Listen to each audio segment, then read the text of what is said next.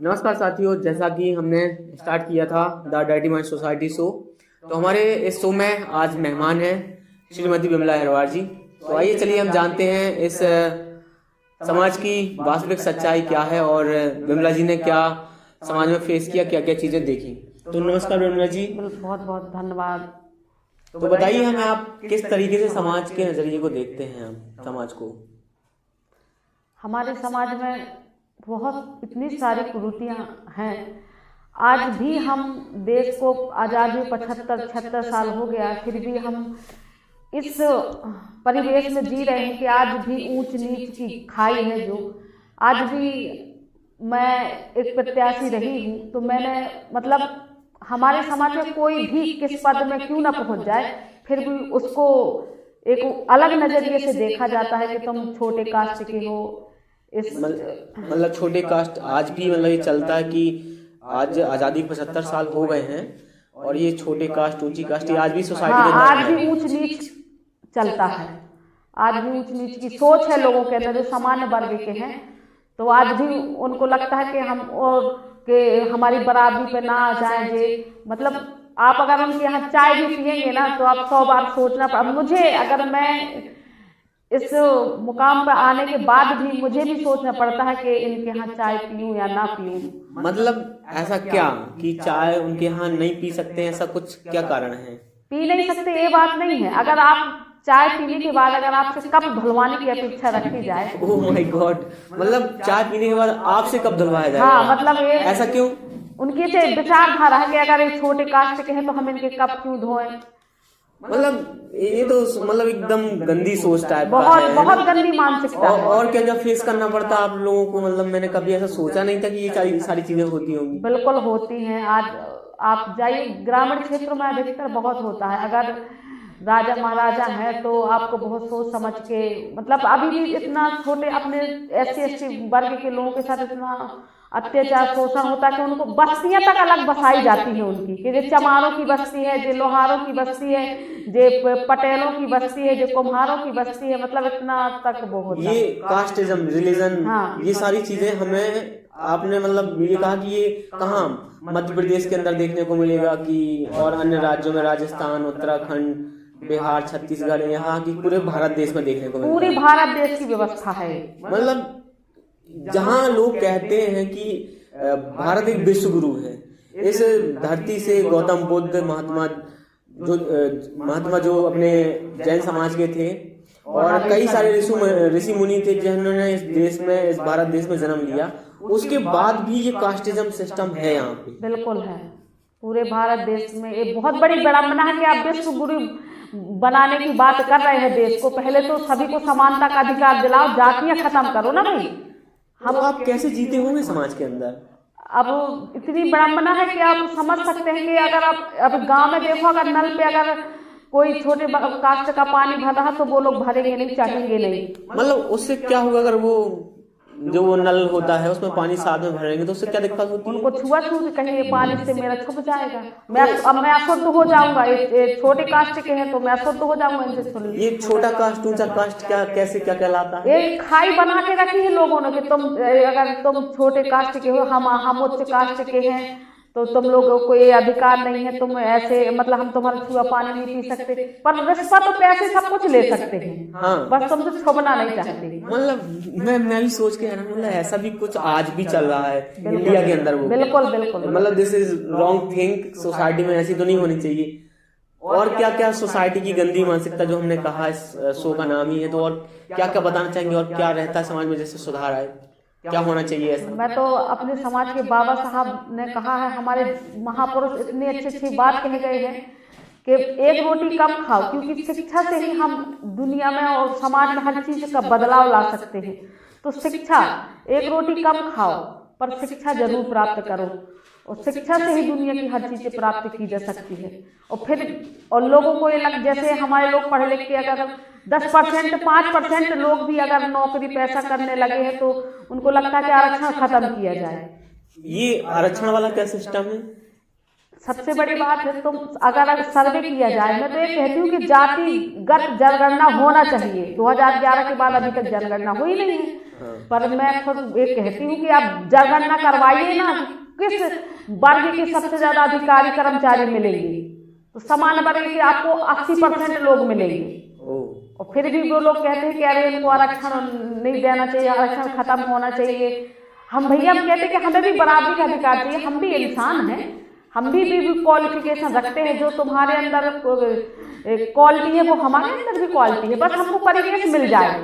मतलब ऐसा क्या कि पहले आपने कहा शिक्षा पढ़ने का अधिकार सबको, मतलब पहले नहीं मिलता था? पहले कहाँ था? मनुस्मृति जब मनुस्मृति जब राम कहते हैं कि पहले शूद्रों को पढ़ने का अधिकार नहीं था। ढोल गमा शूद्र पसीनारू सकल ताड़ना के जे अधिकारी, मतलब ढोल को बजाते रहो जी।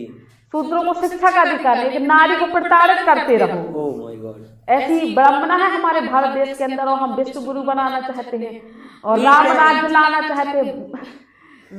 लाना चाहते हैं। जी। ये मतलब कैसे खत्म होगा? क्या मतलब क्या कहना चाहेंगे आप इसको लेकर के? कौन कर सकता है ये सारी चीजें? सबसे बड़ी बात है, मैं तो यही कहूंगी कि पहले शिक्षित बनो, अपने हक अधिकारों के बारे में जानो कि हमारे हक अधिकार क्या हैं।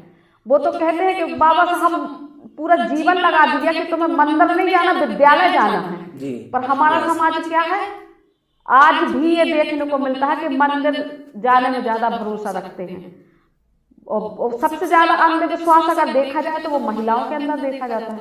सबसे ज्यादा अगर दुनिया के व्रत होंगे या दुनिया की जितनी भी पूजा पाठ होगा, सबसे ज्यादा औरतें करती हैं। तो मतलब एजुकेशन बहुत इम्पोर्टेंट है। तो मैंने ये पूछना चाहता था कि ये खत्म कैसे होगा और क्या संदेश देना चाहेंगे कि ये खत्म हो कैसे? कोई ऐसे किस वजह से खत्म होंगी? कोई पॉलिटिकल पार्टी इन्वॉल्व होगी? जैसे आज क्या होता कि देश में पार्टियां चलती हैं, एक पार्टी की गाइडलाइन जो होती है उसके अनुरूप काम करती है, तो आपको बेस्ट कौन सी लगती है इनमें? मैं सबसे बेस्ट बहुजन समाज पार्टी, जिसमें हमारे सभी महापुरुषों की अगर विचारधारा किसी ने जिंदा की है तो बहुजन समाज पार्टी है।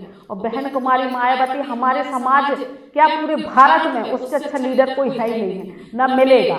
वो क्यों, कैसे? क्योंकि बहन जी ना अगर होती तो आज बिमला भी ना होती, मैं भी आज कैसे चुनाव लड़ती।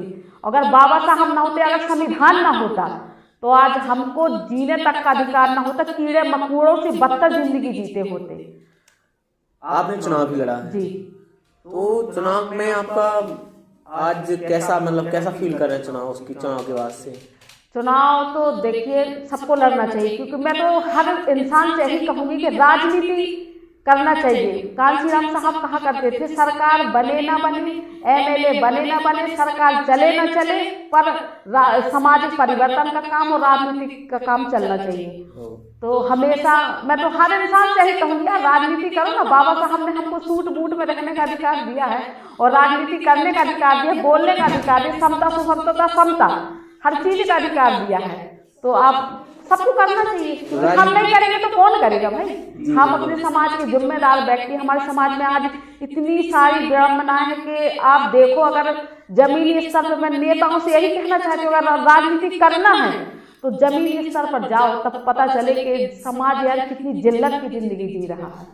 तो अभी आपने कहा चुनाव भी लड़ चुके हैं और बहन जी से अच्छा लीडर कोई है नहीं। बिल्कुल। तो अभी पार्टी में कोई चेंजिंग या बदलाव देखने को? बहुत सारे बदलाव हैं। आप सबके मोबाइल में एक टोल फ्री नंबर आया होगा, आप उसमें सभी लोग, मैं सभी से हाथ जोड़ के निवेदन करती हूँ कि बहन जी के हाथ मजबूत करने के लिए, बहन जी को पीएम बनाने के लिए सभी लोग उस नंबर पर मिस्ड कॉल करिए। और जो हमारे बहुत अच्छे बहन जी ने उत्तराधिकारी आकाश आनंद जी को बनाए, एक युवा, और बहुत जरूरी है क्योंकि युवाओं की सोच समय के अनुसार बहुत अच्छी वो करती है, ग्रोथ करती है। तो आप आकाश आनंद जी को भरपूर सहयोग करिए और बहन जी के हाथ को मजबूत करिए, ताकि बहन जी एक दलित महिला, इतना शायद बहन जी ने जो संघर्ष किया है जीवन में, मैं भी नहीं कर सकती।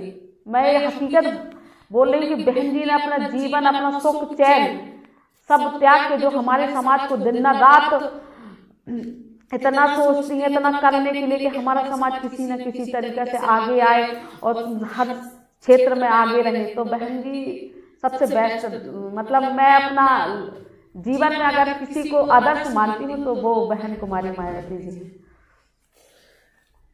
कुछ समय पहले आपने कहा था कि हमें कब धोना पड़ता, क्या आपके साथ भी ऐसी कोई घटना घटी? बिल्कुल मेरे साथ भी हुई है।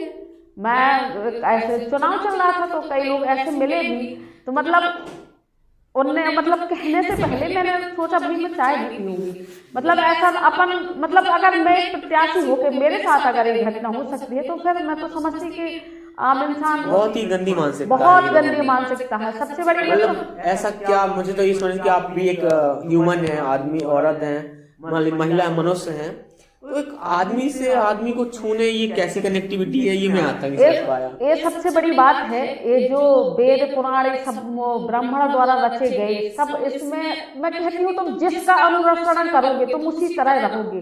जब वेद पुराण लिखे गए होंगे तभी चोरी होती रही होगी, औरत को छेड़ा जाता रहा, तभी तो उसमें लिखा कि ये सब नहीं करना चाहिए। ये बहुत बड़ी विडंबना मैं समाज से कहती हूँ कि पढ़ो।